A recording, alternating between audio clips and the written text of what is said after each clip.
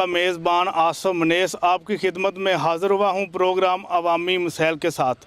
और नाजरीन, आप देख रहे हैं हल्ला न्यूज़। नाजरीन, मैं आपको बताता चलूँ कि ये हैड बल्लोकी का मेन रोड है जो मुख्तलिफ़ शहरों को आपस में मिलाता है। ये दरिया रावी की पुल से जो ऊपर से गुज़र के आता है, ये वो रोड है। और ये ज़िला शेखुपुर, ननकाना और कसूर को आपस में मिलाता है।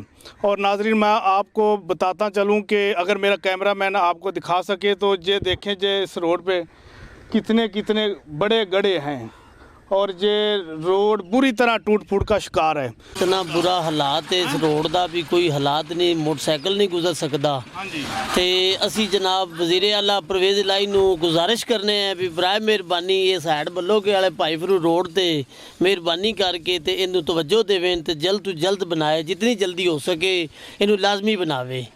ये कितनी देर हो गई इस रोड नूं इस तरह खस्ता हाल पए नूं? इनू तकरीबन असी ट्रांसपोर्टर हैगे हैं, सानू चलदियां नूं 4 साल तो ये मुसलसल ऐसे ही पड़ा है। इनू बनाया ही नहीं गया, इनू तवज्जो ही नहीं दी गई।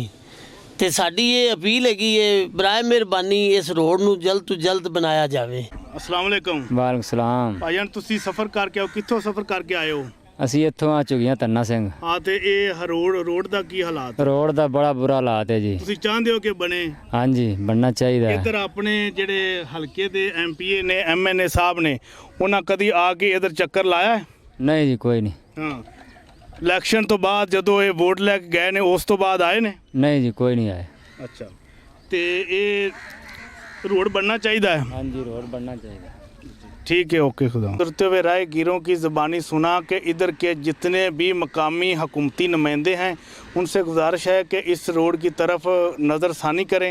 मिलते हैं एक नए प्रोग्राम के साथ, उस वक्त तक अपने मेज़बान आसम मनेस को इजाज़त दीजिए। खुदा हाफ़िज़।